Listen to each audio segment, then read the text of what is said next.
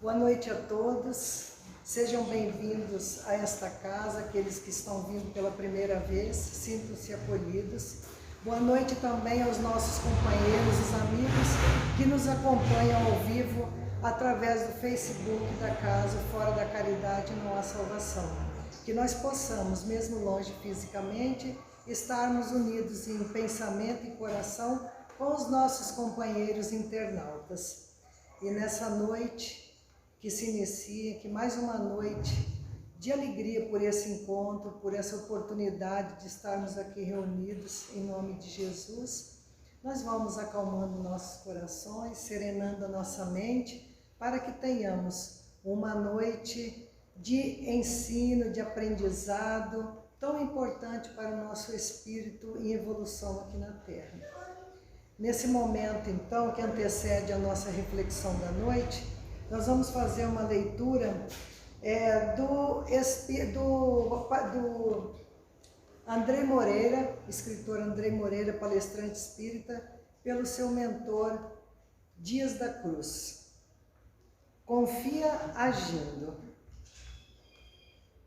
Todos na vida são agraciados com as oportunidades justas e necessárias para o despertar da natureza divina em si. Se analisas sua história e encontras alegrias e decepções, sonhos e fracassos, encontra-te em regime de lutas humanas naturais que a todos envolvem no caminho para o progresso. Se sofres a dor de uma prova inesperada, confia orando. Se enfrentas a luta de enfermidade desafiadora, confia enfrentando. Se te visita a moléstia que finaliza os teus dias, confia entregando-te. Se te atormenta o pensamento obsessivo sem folga, confia medicando-te. Se te faltam as forças para a realização do sonho pretendido, confia esforçando. Se desconheces a solução para os problemas aparentemente insolúveis, confia questionando. Se te visita a prova inesperada do desamparo e do abandono, confia amando-te. Em toda luta e em cada desafio, Deus se encontra resguardando seus filhos para o sucesso da empreitada autoiluminativa. Ainda quando, nas provas desnecessárias ou na dor autoimposta, aí também Deus se encontra velando, guardando, animando-te para o prosseguimento da jornada em busca de si mesmo. Assim, onde quer que te encontres e o que quer que vivas, confia trabalhando, pois a confiança é o sinal da compreensão da divina sabedoria e do divino amor, que a todos sustenta como signo do Senhor. Se alguém te pedir para caminhar 1 milha, caminhe 2 com ele. Esse é o tema da noite que a nossa companheira, colaboradora e trabalhadora desta casa, a Ana Cristina, nos traz para a reflexão da noite. Ana Cristina, mais conhecida como a filha da Zildeia, essa espírita, né? Tão conhecida e foi tão colaboradora e colabora até hoje da pátria espiritual. Seja bem-vinda, Ana Cristina.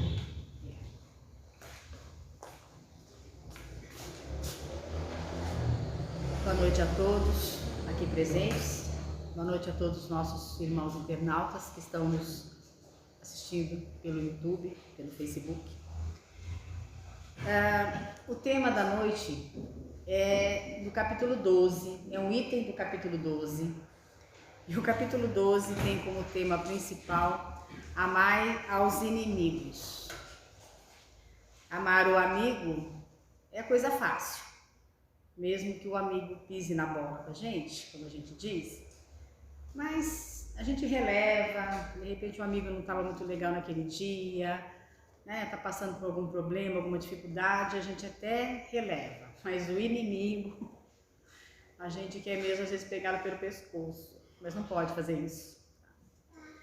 Nós vamos contar uma história e a partir dessa história nós vamos identificar 3 fases dos personagens dessa história e de nós que também somos personagens da história, né? Da nossa história, cada um tem a sua história e nós vamos ver assim em que fase nós estamos e como é que nós temos que fazer para mudar de fase, né? Que nem jogo de videogame, você vai mudando de fase, né? Então como é que a gente consegue mudar de fase?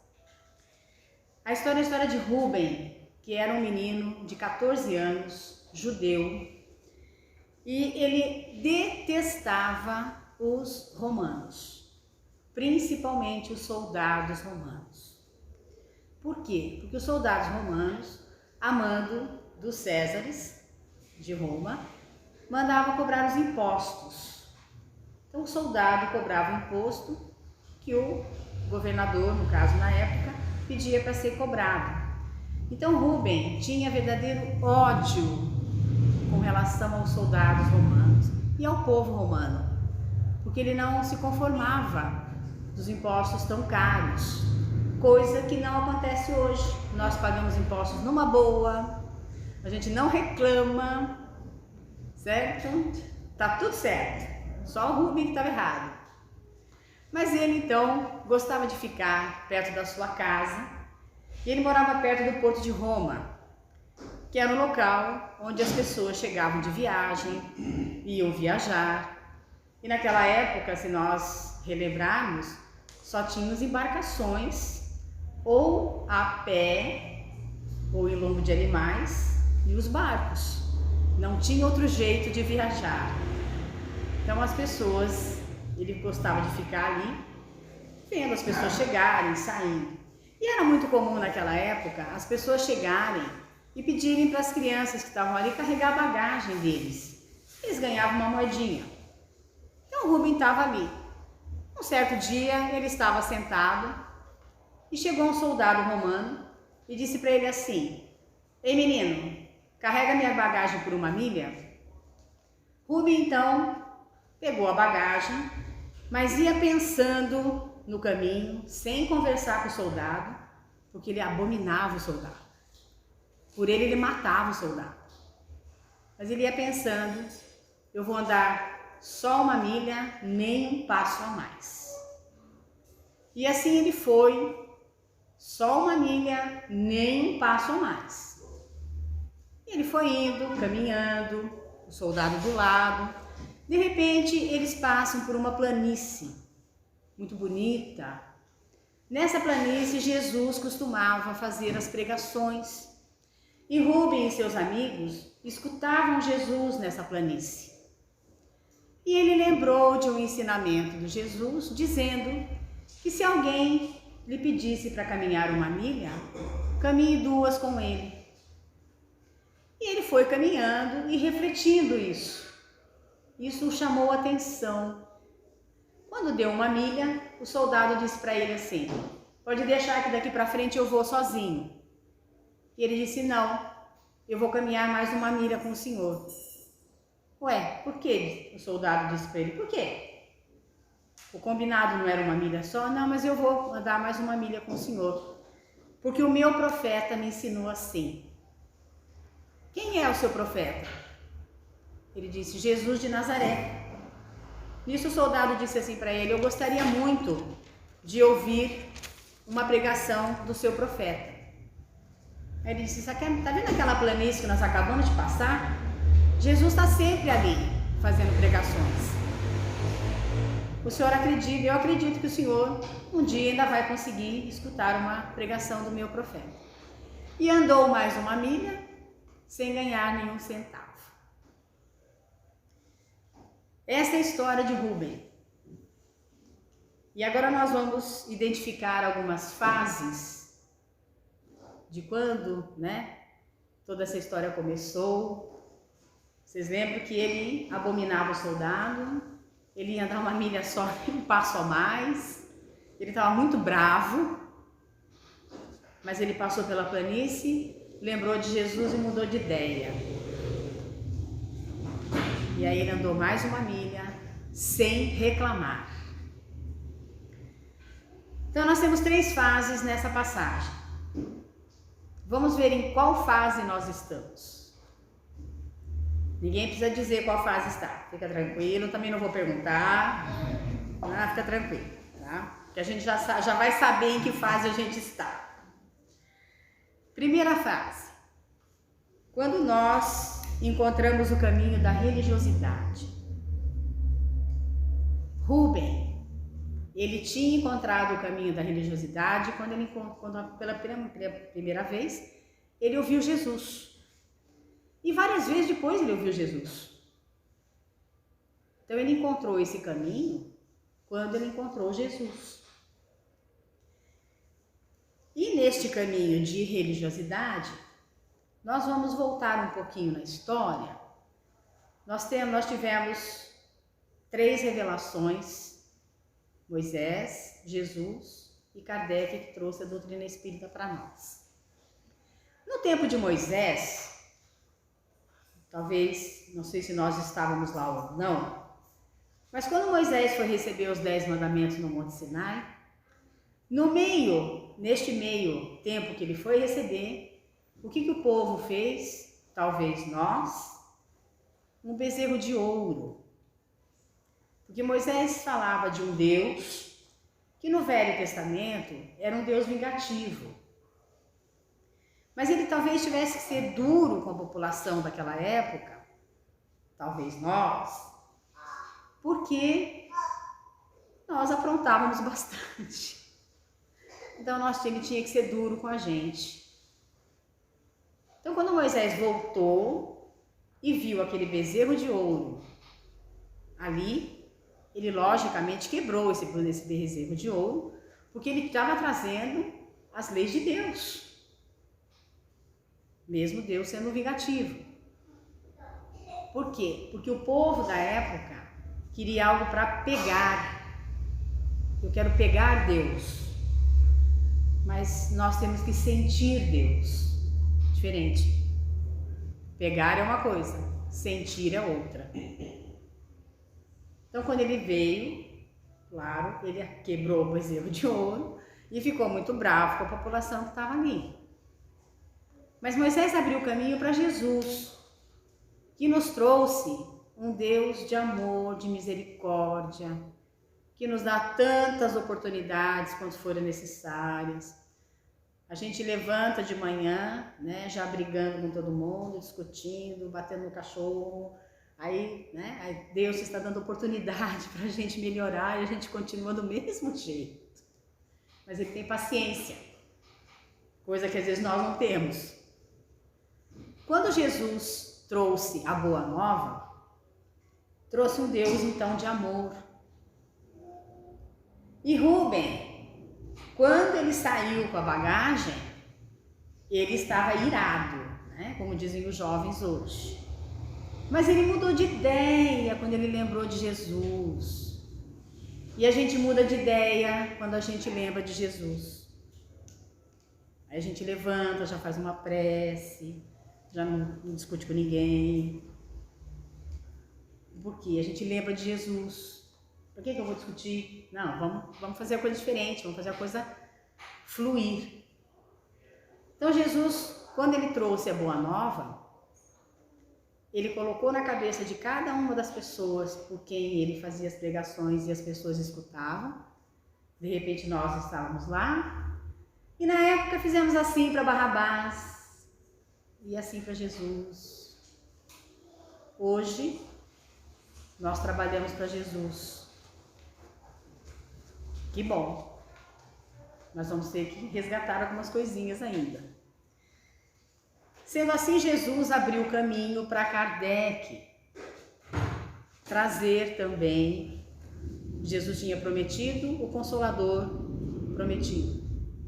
Queria falar algumas coisas além do que Jesus falou, porque na época Jesus não podia falar muitas coisas.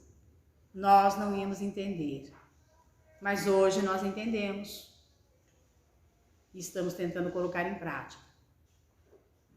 Sendo assim, a gente lembra de novo de Rubem, quando ele encontrou a religiosidade, quando ele encontrou Jesus. Ele então mudou de ideia e resolveu perdoar o soldado.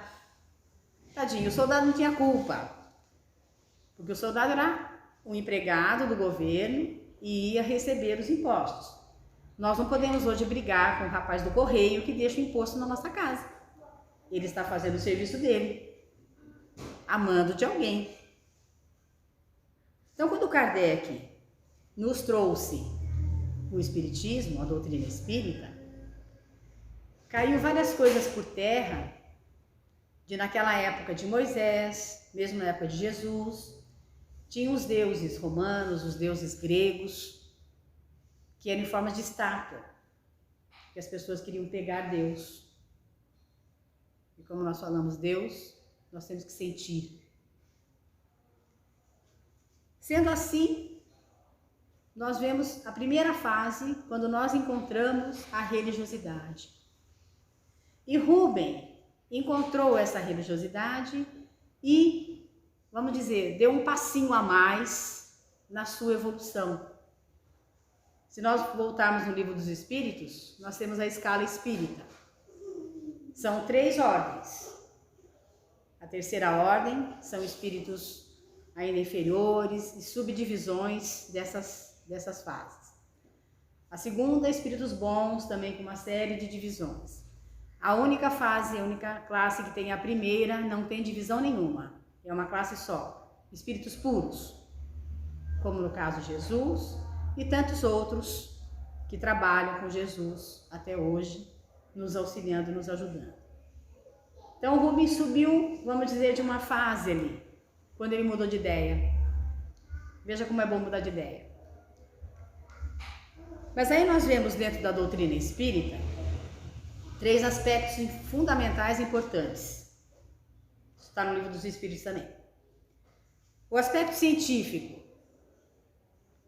A fé inabalável é somente aquela que encara a razão face a face em todas as épocas da humanidade. Fé. Nós temos que ter fé. Se nós analisarmos o momento em que nós estamos vivendo, que é um momento delicado, vamos dizer, para a humanidade, estamos enfrentando essa pandemia toda, não acabou, certo? Que bom que o pessoal está acelerando as vacinas aí, e a gente tem que tomar vacina mesmo. Mas nós temos que ter fé. Fé é acreditar que vai dar certo. E Rubem acreditou que ia dar certo, porque ele lembrou de Jesus. Aí nós temos o aspecto filosófico da doutrina espírita. Nascer, viver, morrer, renascer, progredir sempre, tal é a lei. Aqui fala da questão da reencarnação. Se nós, através da reencarnação, nós progredimos, nós evoluímos, nós melhoramos. E essa frase está no túmulo de Kardec, lá no cemitério Père Lachaise, em Paris, justamente, né, colocando a questão da reencarnação e colocando a questão da nossa evolução de acordo com a reencarnação que nós fazemos, né, temos essa oportunidade. Aí nós temos o aspecto religioso. Fora da caridade não há salvação. Por sinal, o nome dessa casa. E aqui nós vamos lembrar uma cena do filme Kardec. Quem assistiu vai relembrar. Quem não assistiu pode baixar no YouTube, que agora pode baixar, já passou do cinema. Isso passou em 2018, já está em 2021, tranquilo, não tem problema nenhum. No filme Kardec, só para a gente resumir o filme, logo no começo, Kardec tem uma discussão com o padre, porque o padre quer colocar a disciplina sobre as leis de Deus, né, como disciplina com nota. E ele falava que não tem nada a ver. Isso é uma questão da igreja, ia fazer o pessoal, né, que faz a primeira comunhão, era questão da igreja, tem nada a ver com disciplina. Então a discussão com o bispo já foi assim meio acirrada desde aquele momento. E tem uma cena no filme em que Kardec, a família de Kardec era católica, mas quando ele começou a estudar o espiritismo, se tornou espírita, junto com a sua esposa Gabi, que deu todo o apoio para ele na questão, né, que ele tinha que receber os 5 livros e toda a obra que Kardec nos deixou. Então tem uma cena do filme que Kardec vai à igreja e está na frente do crucifixo. Nisso vem o padre, que já tinha discutido com ele no começo do filme, e pergunta para ele assim: professor, o senhor veio pedir desculpa para ele, perdão para ele, pelo que o senhor está fazendo? Ele disse: não, eu vim agradecer toda a ajuda que eu tive dele. E aí começa a questão, né, do padre falar que é fora da igreja não há salvação. Ele diz: não, padre, é fora da caridade que não há salvação. Então esse é um aspecto religioso. E Rubem percebeu a questão da caridade que ele estaria fazendo com relação ao soldado e com relação a ele, que ele estava mudando, ele estava se transformando ali. Então essa é a primeira fase. A segunda fase, quando a doutrina espírita entra em nós. E como é que ela entra em nós? Através dos ensinamentos de Jesus. Através de toda a boa nova que Jesus nos trouxe. Colocando Deus como um Pai misericordioso, de amor, caridoso, que nos dá as oportunidades, tantas quantas forem necessárias, para que a gente caminhe e que a gente evolua. Rubem, então, lembrou da pregação de Jesus. E aqui nós podemos colocar as bem-aventuranças, o famoso Sermão da Montanha. E com certeza Rubem escutou. E aí se transformou. Então, através dos ensinos de Jesus, através de toda a boa nova, todo o percurso que Jesus fez durante 3 anos aqui na Terra, ele nos deixou só coisas boas. E Rubem, então, ao passar pela planície, lembrou que Jesus ensinou só coisas boas. Jesus também nos trouxe várias parábolas. Todas são excelentes, todas trazem ensinamentos importantíssimos, mas nós vamos contar uma que realmente nos toca bastante. É a parábola do filho pródigo.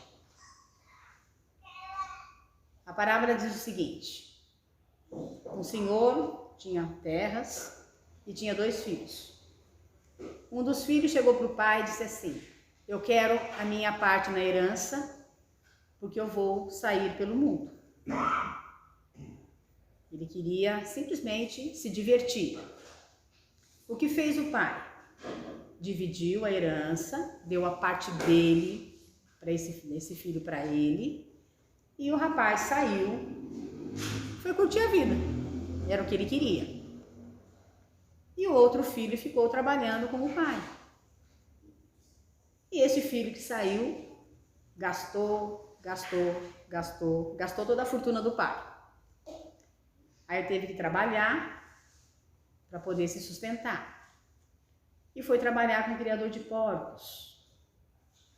Ele acabou comendo a comida dos porcos.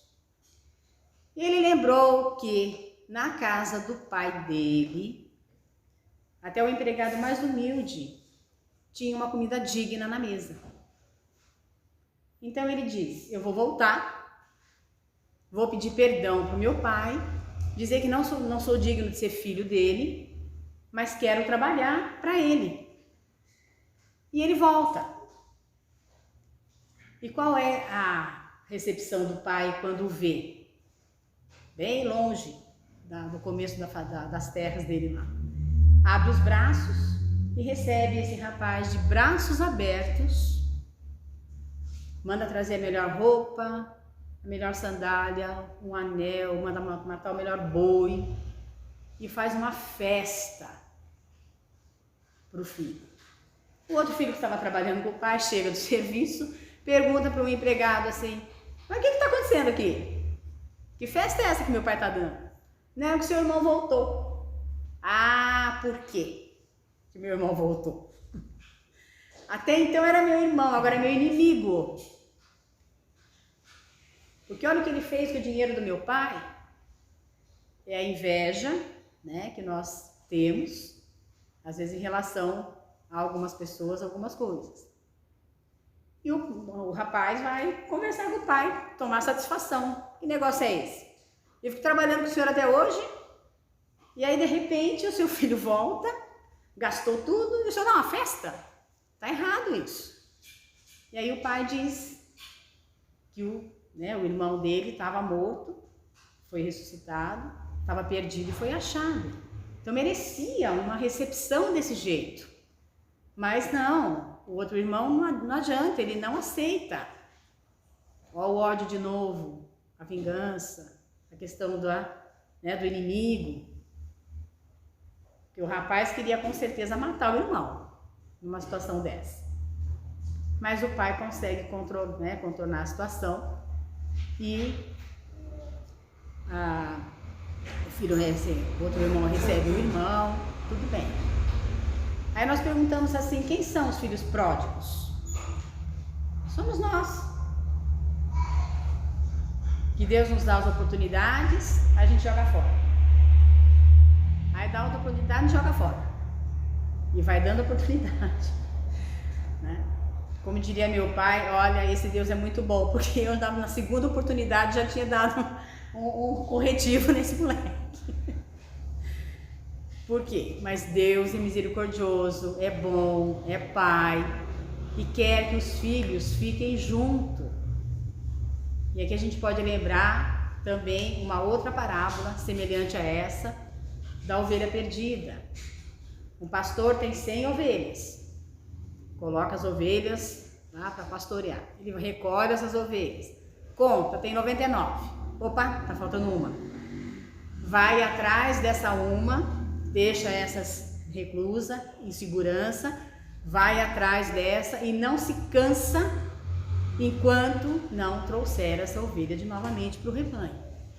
Então é isso que Deus espera de nós, que nós sejamos um só rebanho para ter um só pastor. Então, nessa segunda parte, a doutrina espírita entra em nós, através dos ensinamentos, através de todas as orientações que Jesus nos ensinou. E aí Rubem lembrou de novo que Jesus tinha ensinado a perdoar os inimigos, a amar os inimigos. Mas aqui a gente vai fazer um parênteses. Talvez a gente não tenha nenhum inimigo encarnado, a gente espera. De repente aparece. Mas a gente talvez tenha desencarnado. Com certeza temos. E eles nos acham com uma facilidade. A gente não acha, mas eles acham. Se nós temos esses inimigos desencarnados, vamos procurar, né? É aquela história, meus amigos, meus irmãos. Nós não vamos abraçar um inimigo do mesmo jeito que a gente abraça um amigo, porque a gente está sendo falso. Tá? Mas se a gente já não deseja mal para esse inimigo, já está de bom tamanho. Numa próxima, a gente acerta melhor as coisas. Então, é nesse sentido que Rubem percebeu que o soldado já não era seu inimigo mais. Ele era um trabalhador do governo. Ele tinha as funções para cumprir. Talvez ele nem gostasse de cobrar imposto, mas ele tinha que cobrar. Então ele começou a ver o soldado de uma outra maneira, de uma outra forma. Não como inimigo, mas como seu amigo que estava caminhando com ele. Então, meus amigos, a partir do momento em que nós entendemos a religiosidade, como funciona todo esse mecanismo que Deus nos colocou aqui, e a partir dos ensinamentos de Jesus, e entendemos esses ensinamentos, a doutrina passa a entrar dentro de nós. Mas aí tem a terceira fase. Será que nós estamos nessa fase?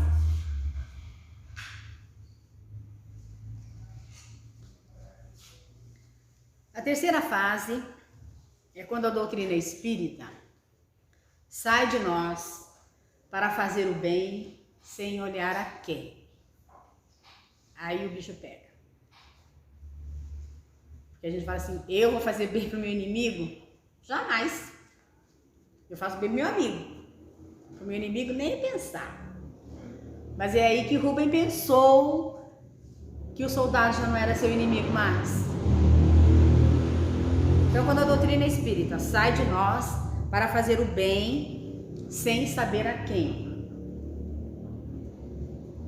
Aqui, no texto do Evangelho, fala caridade com os inimigos. É o que nós acabamos de colocar. Nós não vamos abraçar o inimigo do mesmo jeito que a gente abraça o amigo. Voltamos a repetir, estaremos sendo falsos, desonestos. Porque fala assim, peraí, se é inimigo, eu vou lá, abraço. Não, que isso.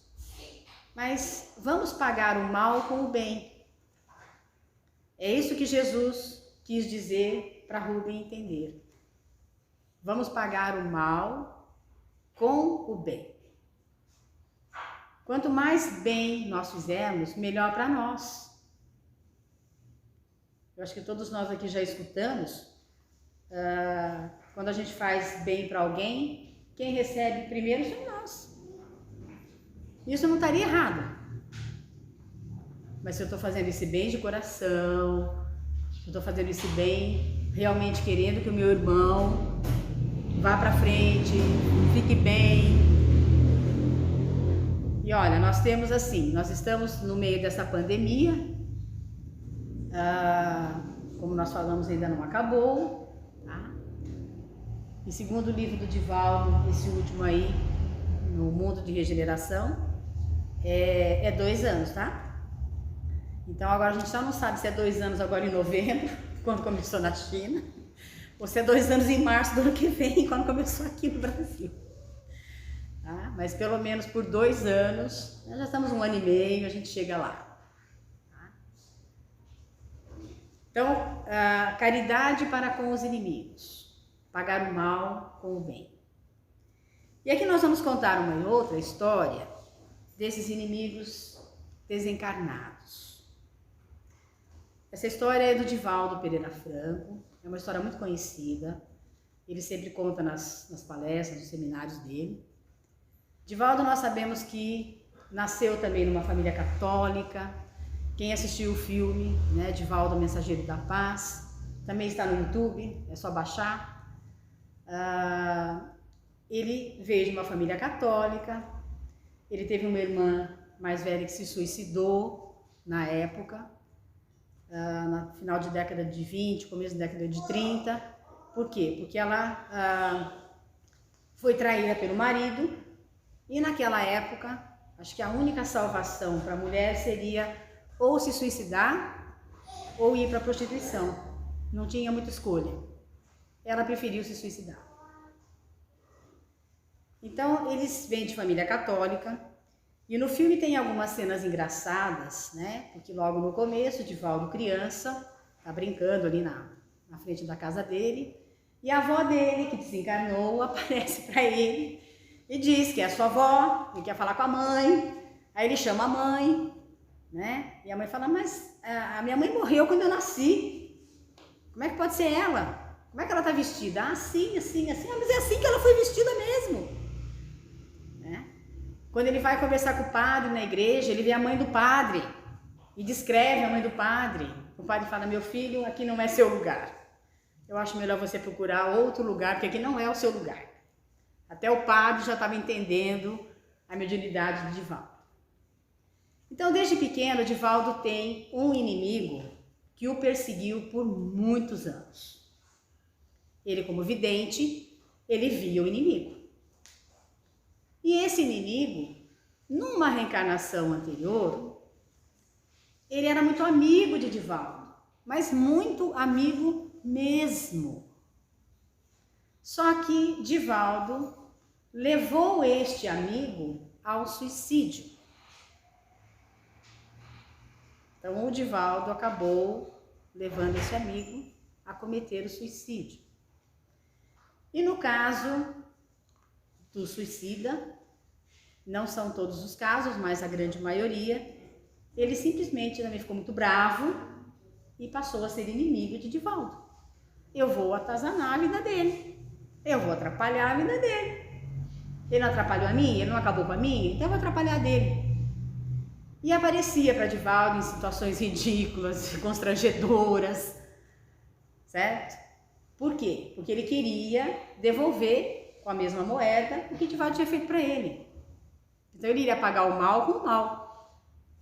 Mas Divaldo, quando começou na doutrina espírita, foi orientado por todo aquele grupo, né, que ele começou, a começar a pedir perdão para esse espírito, ou pedir para que tocasse o coração desse espírito, de uma maneira, né, que realmente ele tocasse o coração e que ele entendesse que Divaldo estava pedindo perdão, realmente estava arrependido do que tinha feito. E assim foi, várias tentativas. No filme, inclusive, Joana de Ângeles, Divaldo escreveu um pacote de papéis lá, a Joana de Ângeles manda ele queimar. Tinha sido um treino, né? E o obsessor aparece para ele e diz assim, isso, queima mesmo, sai desse negócio, o negócio de espiritismo não tem nada a ver, sai daí. E ele volta a falar, eu estou pedindo para que alguém toque o seu coração, para que você me perdoe. E quase ele leva Divaldo ao suicídio. Ele vai ao farol lá de Salvador, tenta se jogar de lá. Ele só não faz isso porque a irmã dele aparece para ele. A irmã tomou veneno, então toda essa parte aqui, machucada, aliás, a maquiagem do filme muito bem feita, né? E ela diz, pelo amor de Deus, não faça isso, porque a vida continua, eu não morri. Então, aí ele, opa, é melhor não fazer isso, né? Vou fazer comigo de novo? Não. E assim ele vai, e o obsessor atazanando a vida dele, ficando em cima dele, e ele rezando, pedindo. Ele e Nilson de Souza, um amigo dele, fundam a Mansão do Caminho, que é uma obra lá na Bahia, no bairro do Pelourinho, um bairro bem humilde, bem pobre mesmo, onde ele recolheu várias crianças. Como o Divaldo mesmo diz, ele tem mais de 400 filhos. Ele adotou todos, registrou todos no nome dele. E dava uma educação, carinho, atenção. As pessoas saíam de lá com uma profissão. Muitos ficaram na Mansão do Caminho, trabalhando com o Divaldo, outros constituíram família e foram trabalhar, mas com toda aquela base, né, que Divaldo orientava. Até que um belo dia surge na Mansão do Caminho, e era muito comum na década de 40, 50, ainda bem que já mudou bastante coisas, né, dessas épocas, a gente vai evoluindo. Era muito comum naquela época, se a mulher engravidava, solteira, o pai colocava para fora de casa. Então deixavam as crianças na porta da Mansão do Caminho, porque sabiam que ali ia ser bem cuidado. Pelo menos não ia morrer de fome, de frio, ia ser bem orientado. E uma moça deixa uma menina na porta da Mansão do Caminho. E quando o Divaldo, conversando com o Nilson disse para ele assim, Divaldo, nós não temos mais espaço. Se a gente colocar mais uma criança aqui dentro, não vai dar certo. Isso, Joana de Ângeles aparece e diz para ele, Divaldo, pega essa criança, porque essa criança não é uma criança qualquer. É a criança. Então Divaldo pega a criança e o amigo dele, mas não tem espaço, mas a gente vai dar um jeito. Porque pelo rapaz, a criança não entrava, porque realmente não tinha espaço mais na casa. Mas eles iam dar um jeito. E ele está com a criança no colo e o obsessor aparece. Acho que quem assistiu o filme vai lembrar da cena, é uma cena muito emocionante. O Edivaldo com a criança no colo e o rapaz, né, o obsessor, pergunta para ele assim: você vai amar essa criança? Ele diz: sim, já estou amando essa criança. Mas essa menina reencarnou com várias deficiências, muito deformada. Com certeza algum resgate que tinha que passar. E o obsessor ainda olha e fala: mas você vai ficar com isso aí? Como dizendo assim, isso é, sei lá, joga fora. Né? Tá tudo disforme, que negócio é esse? Né? E essa menina viveu 17 anos dentro da mansão do caminho, com todo cuidado, com toda atenção, tudo que precisava. E o Edivaldo disse: não, eu vou amá-la do jeito que ela é. Aí o obsessor disse para ele assim: bom, então eu vou deixar você sossegada. Porque essa criança que está aí é minha mãe. Era a mãe do obsessor que reencarnou para tocar o coração do filho. Tanto que Edivaldo pediu para que tocasse o coração desse obsessor. Edivaldo então pede mais uma vez perdão a ele. E o obsessor diz que perdoar ele ainda não consegue. Mas ele vai tentar amar de volta. E aí a gente vê, o amor é um passo para o perdão. Se nós voltarmos na história de Rubem, ele realmente perdoou o soldado. Porque quando Jesus disse para ele caminhar uma milha, se alguém pedir para caminhar uma milha, caminhe 2, ou seja, vamos caminhar junto mais um pouquinho, quem sabe a gente consegue ser amigo e se perdoar mutuamente. Então Rubem entendeu a lição de Jesus. E eu acho que nós entendemos também a história de Rubem. E também entendemos os ensinamentos do Cristo. Jesus deixou algumas frases, que são logicamente todas importantes. Amai-vos uns aos outros como eu vos amo. Jesus nos ama até hoje. Não é porque ele está no plano espiritual, já num lugar completamente puro, é governador do planeta, que ele esqueceu da gente. Tem uma trilogia, inclusive eu dou aí para casa. O Amor Jamais Esquece, A Força da Bondade, Sob as Mãos da Misericórdia. É do André Luiz Ruiz. O André Luiz Ruiz é de Bauru, mas atualmente mora em Campinas com a família. Foi aluno da Terezinha Oliveira, que eu conheci, acho que a Marina conheceu também, acho que o Manuel conheceu também. Né? A nossa saudosa amiga também, era muito amiga da minha mãe. Deve estar as duas tricotando lá com certeza. E agora, um dia eu encontrei com a filha do seu Hélio Braga, falei: agora tá os 3 lá tricotando. Né? Já pensou? Os 3 falando da Uzi. E agora chegou lá Sérgio Parisotto, né? Então tá, o quarteto tá formado lá. No livro O Amor Jamais Esquece, tem uma orientação do próprio Jesus, que diz que ele nos conhece pelo nosso nome. Então Jesus sabe que eu chamo Ana Cristina, sabe que o Manuel chama Manuel, sabe que o Roberto chama Roberto. Ele conhece pelo nosso nome. Isso de tanto que ele nos ama. E a gente faz tudo errado. Né? A gente quer pegar o soldado, a gente quer matar o soldado. Né? Também Jesus disse: meus discípulos serão reconhecidos por muito serem amados, né? Por muito se amarem. E é o que Rubem fez. Rubem não deixou de ser um discípulo de Jesus naquele momento. No começo ele queria trucidar o soldado. Se bobeasse um pouquinho, ele matava o soldado. Mas ele foi pensando, ele foi mudando de ideia. E no último livro dessa série que nós trouxemos aí, tem uma frase, no livro Sob as Mãos da Misericórdia, que nós achamos assim, muito importante. Antes de falar essa frase, eu vou só contar uma pequena história do Amor Jamais Esquece, para ver o que faz um inimigo, o que faz um amigo, o que fez um amigo, aliás, pelo inimigo. Depois que Jesus foi crucificado, Antes dele ser crucificado, Jesus tinha conversado com Zacarias. Não é o Zacarias pai de João Batista, é outro Zacarias. Tinha naquela época o mesmo nome, eram várias pessoas. E pediu para Zacarias cuidar de Pilatos. Que Pilatos lavou a mão e simplesmente Jesus foi crucificado. E Pilatos foi preso pelos crimes que ele tinha feito. E Zacarias foi na prisão conversar com Pilatos. E naquela época era muito comum, né, matar com veneno. O veneno rolava solto naquela época. E um soldado, amando da cunhada de Pilatos, que também era amante de Pilatos, queria matar Pilatos. Porque Pilatos sabia de muita coisa dela. Então era muito simples, né? Eu dou um veneno, a pessoa toma, acabou, resolveu o problema.